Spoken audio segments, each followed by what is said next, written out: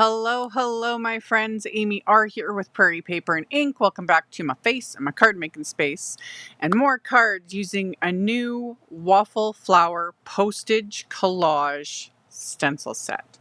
For those that might be new, a couple years ago, Waffle Flower released the Postage Collage die set.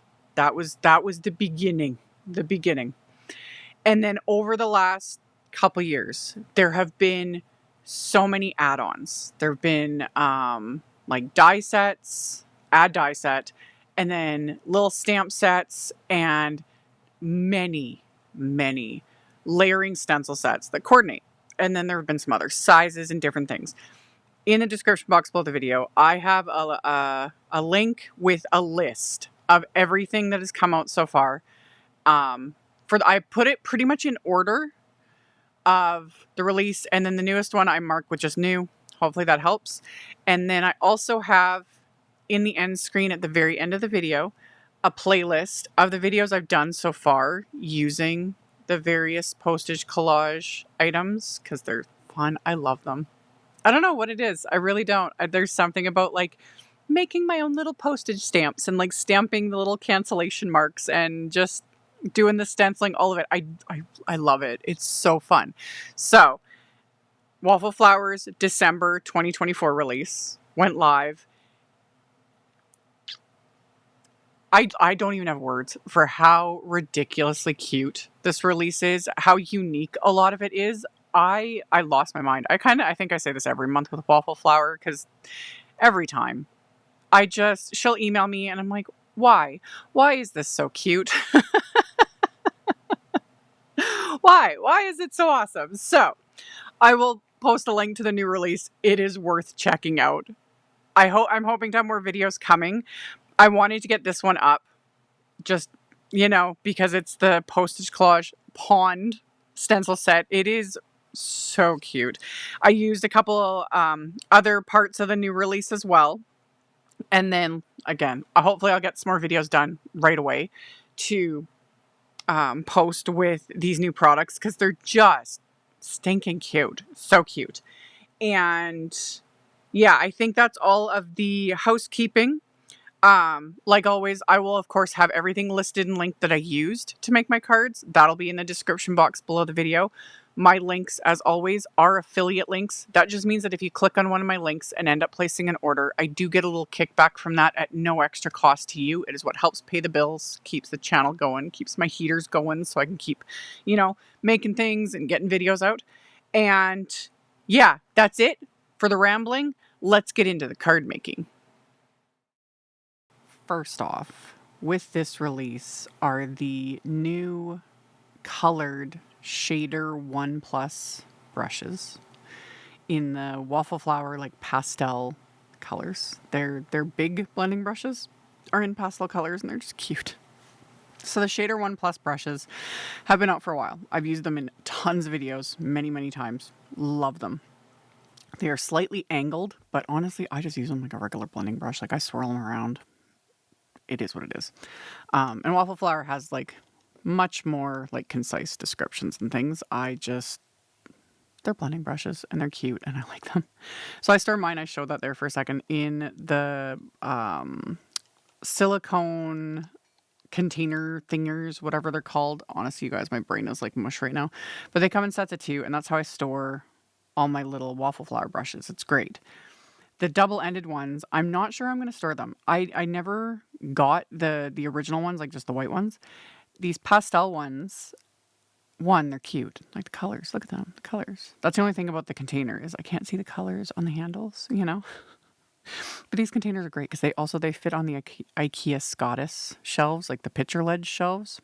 Because I showed that in the video a long time ago. Anyway, the double-ended ones, I am going to put in a tray for now until I figure out how to store them. The nice thing about the double-ended ones is one side can be for light shades and the other side could be for darker shades, which is nice. So I do plan on using them and I use them in this video. So anywho, the other thing was grip mats. I keep mine stored in mesh bags. That was a trick I picked up from Lydia Evans over at Altenew. And this big Waffle Flower one that I use a lot fits in them, no problem. And That way I don't have to fight with the acetate that any of the brands of grip mats, if you have one, you know what I mean. That acetate, oh, drives me insane.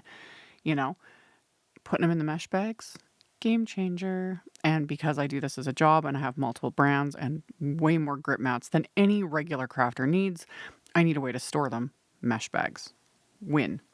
Anyway, so I used the OG Postage Collage die set and I die cut some white cardstock. And then I'm using the new Postage Collage Pond stencil set. So it's a layering stencil set. And I have the die cut cardstock stuck to my big waffle flower grip mat. And then the stencil. And I'm using Altenew fresh dye inks. And then I'm using the shader 1+ brushes. And you see I'm just swirling them. I'm not like the point of the bristles being slightly angled is so you can kind of like drag the brush to create, shaded areas. It is great for, and I'll show that later, like adding ink details to like die cuts, things like that. But when I'm doing stuff like this stenciling, I just swirl the brush. I find with these, I don't see any difference. The inks blend. It works. I'm also not worried about having a perfectly smooth blend on any of this. These inks do smooth out. Like as they dry, they soften, they dry back, they smooth out. So 1, I don't worry about it too much. 2, with specifically the Postage Collage stuff, I especially don't worry about getting a perfect blend because by the time I'm done stamping and splattering and doing all the things, it just doesn't matter. So yeah, I just work my way through. And I've talked about this. It's hard to see on screen, but the other thing that I really love about the waffle flower stencil sets is there's a lot of etching detail on the stencil. So not only does it have like the name and like this is stencil 1 of 2, yada yada, those sorts of things, but it'll also list things like it points out where the frog is and it'll give color suggestions as well, like light blue, dark blue, etc. And I like that. It's especially useful when it's your first time using a set. Like every time for me when it's like the very first time, even though I have a rough idea of what it's supposed to look like, it just helps because sometimes it's like, what is this little spot supposed to be? But it's another one of those things that after you've done it once, it's like, okay, this all makes sense. Like this part's the stem, this part's the frog, this part's, whatever it is. So I just worked my way through all of these stencils. I ended up deciding to do pink on the little florals, just to add a pop of pink. There's little koi fish in here, and yeah, the swans and the frog. Oh, so the set is cute, you guys. Like, love it so much. And then yeah, I worked my way to the very last stencil, and for this I'm using pure graphite. So instead of black, I just went with like very, very dark gray. And then a little bit of yellow for the centers of the little florals. And then, yeah, it was just beyond cute. Honestly, look at it. Look how adorable this is. So when I was done my stenciling, I took the first stencil, the very first layer that does just like the water, basically, the water, and put that back. So it's protecting everything else. And then I took my blue shades of ink, which I was using, I think Sea Breeze and Turquoise there, smushed them onto my little watercolor palette, used my fan brush, got it wet, and then adding splatter. So the stencil keeps this from getting all over the images because I'm just doing this to add like texture to the background. So I went all in. I used the lighter shade of blue. I used the darker shade of blue. Then I mix them together and just, wait, do I ever know when to stop? Usually no. So did all of this, made a grand old mess. And everything, of course, I'm doing twice because, when I've got all the supplies out, try to do more than one. So mix them together, added more splatter, and then it looks like a hot mess till you remove the stencil. And it's like, oh, this is fun. And then like I said, I couldn't stop. So then I used the second layer that just has all of the lily pads. And I'm going to take some just Post-it tape to cover up my little fishies and my frog because I don't want to get a bunch of green splatter all over those.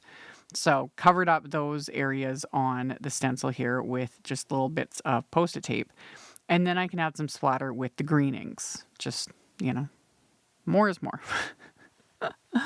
So same thing. Gonna take the greens and smush it. Actually, I think I just used the one. Yeah, I just used Grassfield, the deeper shade of green, and smushed that. Added water with my little fan brush and then splattered this over the stencil. And again, looks like an absolute disaster till you peel the stencil off. And there we go. So I did that to both of these panels. And then I took a white gel pen just to add some details, just randomly. Just little dots, little highlights, little lines on the lily pads, give them a little extra something. Added eyes to these swans. Love it. And little highlights. And yeah, just kind of worked my way around just to emphasize. You could also use like alcohol markers would look really cute for this too. I do pull out my alcohol markers later for other details on other things. But yeah, the sky's the limit with this. You can keep it as just the stencil, just do the stenciling. It's super cute. But then you can step it up with, splatter, markers, gel pens, all of the things. So I just worked my way around, adding just highlights and whatnot wherever I thought they would look cute. I'm not following any light sources. It just is what it is. So I did that to all these little postage stamps. And then once I've got all of that done, I die cut some scraps of cardstock with one of the little die sets from the release, which I don't have it right in front of me now, do I? Because of course I put some things away. I think this one is just called Lily Pad and Pond with lily pads. So there's little lily pads. There is some cattails. There is a little froggy. I didn't use him. I don't know why. Don't ask me. I don't know why I didn't use him because he was adorable. But I used the lily pads and the cattails and the little florals. And I die cut them from a couple different pieces of green cardstock. I used brown cardstock, white cardstock. Stuck them all to my grip mat. And then I'm just using the same inks that I was using for stenciling and the brushes to add just some depth to all of this. So I started with my lighter green ink, blending that on, and then I'm just going to work my way into the darker shades. And this is just going to add more depth to these die cuts. And I've shown this in a bajillion videos. It's a really, really easy way to kind of step up the look of die cuts. Sometimes I leave them as is, especially when they've added like piercing detail, all those things. And then other times it's like, adding the inking just, it just creates a lot more depth.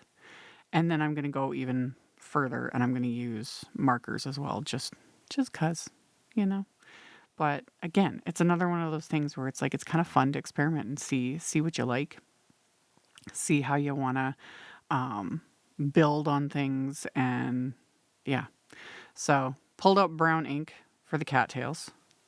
I love cattails. I don't know why, but I really do love them. We have a ton of them around here because we've got like a lot of like ponds in our area and stuff and just tons of cattails.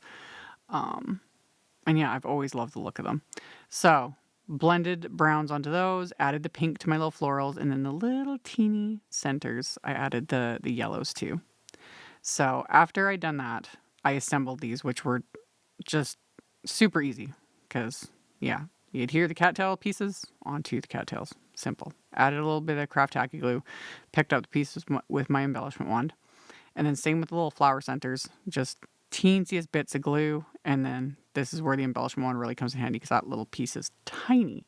So stuck those to the centers, and with the glue, I would just add the tiniest bit, and then I just use my finger to kind of remove some of the excess so I don't have glue oozing out everywhere, and then adhered those. And this is when I decided that I wanted to use my markers just to add, again, a little bit more. So I pulled out some Copics. Any alcohol marker would work, really any marker. It honestly doesn't matter. And I'm just flicking it with the cattails. I'm just flicking it from the bottom, just like so. That's it. Super simple. So I'm going to use a couple different shades of green, just again, to build that dimension. It just gives everything that little extra something. So I used a couple different shades there of the Copic markers. And then for the lily pads, to add just some extra, I'm just going to add dots. Oh, and I'm going to use a brown on the actual like cattail pieces too. Because, yeah, the brown ink that I had blended, because this brown cardstock was pretty dark, like I've always said, when you're blending dye inks, so transparent inks on colored cardstock, if you have a specific look you want in mind, always experiment with like scraps first and just see where it goes, because as the ink dries, because sometimes it'll look very dark when the ink is still wet on the color cardstock because the cardstock's wet, but then once the ink dries, you won't see it, you know? So with the brown, that's basically what happens. So I use the brown marker. Anyway, dots. Super simple. The more you press, the bigger the dot. So I just vary that pressure. So more pressure for bigger dots, barely touching the cardstock for the lighter dots. So you get the different sizes. And I just went around and added them. And it just gives it that little extra something. So did all of that, set those aside. For my sentiments, I'm using the Better Together stamp set. And I just have a piece of black cardstock. I used my anti-static powder tool on the cardstock. And then I stamped one of the sentiments from the set with clear embossing ink. And I did this twice. And then I'm going to coat this with some detail white embossing powder. So cover the sentiment with that, tap off the excess. I'm going to do it a couple times to make sure I got all the embossing powder on there. Melt this with my heat tool till everything is smooth and melted. Once everything's melted, let it cool off for a few seconds. And then I just use one of my microfiber cloths and a little bit of elbow grease to wipe away that excess anti-static powder because, you know, it doesn't look pretty on dark cardstock. It does the job though. So wipe away the excess anti-static powder, and then I use the coordinating wafer die to die cut the sentiments. And then for me, I stepped outside the box and I didn't use black ink to stamp all the little like cancellation marks and denominations and things. This is the OG Postage Collage stamp set. This is the one that came out at the very beginning. And so I'm using a bunch of the stamps from this set and stamping some of the little denominations with green ink. So I just stuck them to acrylic blocks and then just stamped them on there. Because yeah, usually I do this with black ink.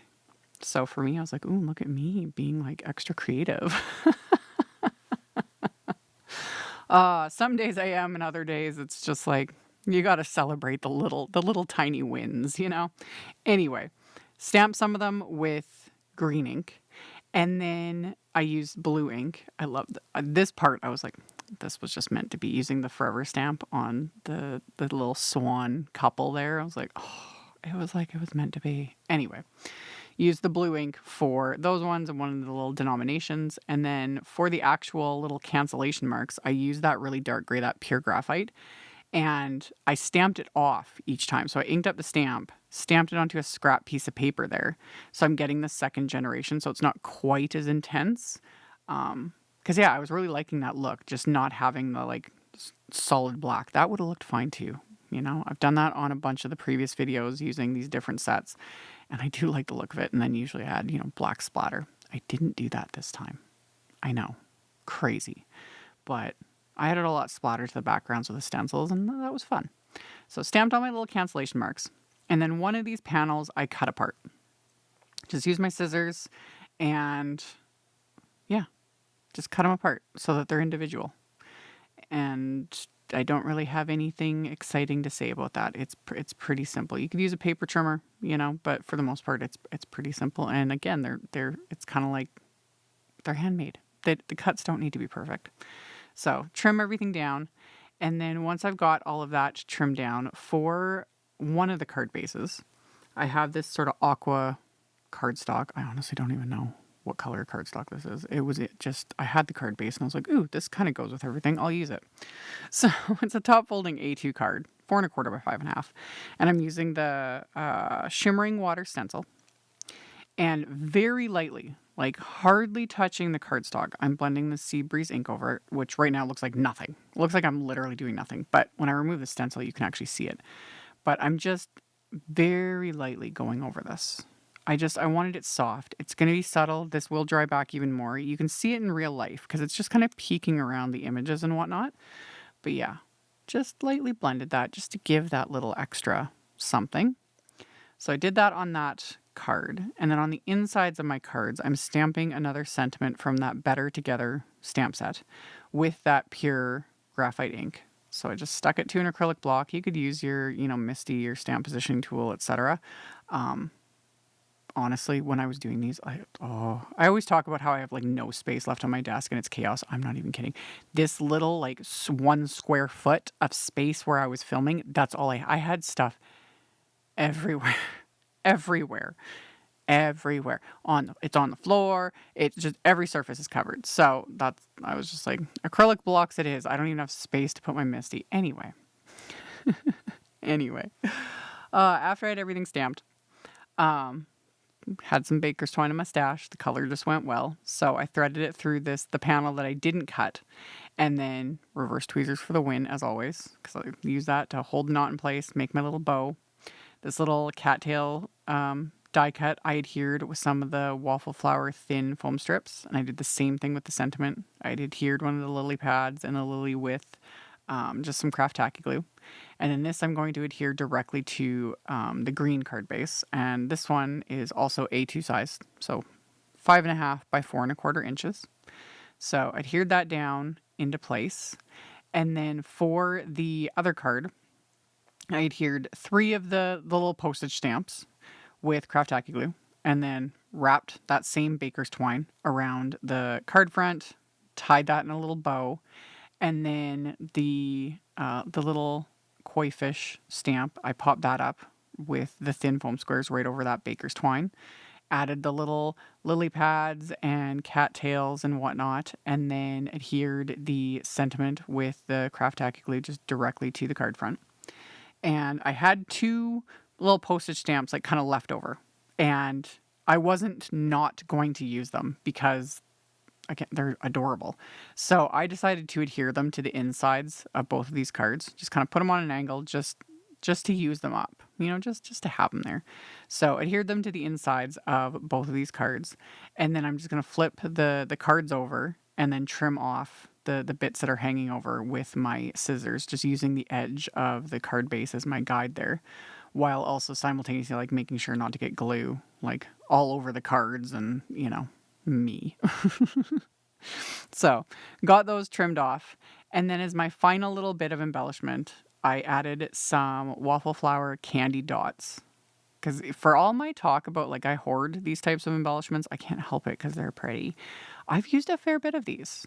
So I kind of pat myself on the back. And I used a decent amount on these cards too. So I use things sometimes, like I tell you guys, do as I say, not as I do. I'm really bad about, collecting things and hoarding things, but I do try to use them. And sometimes I do. So anyway, stuck all those on, and that finished off these cards. They're so cute. That little froggy I don't know what it is. I don't know what it is with frogs. I like frogs. I think they're just the cutest little things, but the swans are adorable and the koi fish, like all of it. This is such legit. I don't know. This release was refreshing. I can't wait to dive into all the other things. So, like I mentioned in the beginning, I'll have links to everything in the description box below. I'll have my playlist with all the other videos I've done with the Postage Collage sets. That will be linked at the very end of the video if you want to check it out. Thank you all so very much for hanging out with me, and I'll see you all very soon in the next video. Bye! Thank you so much to my amazing Patreon supporters. For anyone that might be interested in joining my Patreon community and supporting me, the link to my Patreon is in the description box below the video. For everyone else, as always, thank you all so much for taking the time to watch my videos, for thumbs upping, commenting, subscribe if you haven't, I'd love to have you. And here's a couple other videos for you to check out in case you missed them. Bye!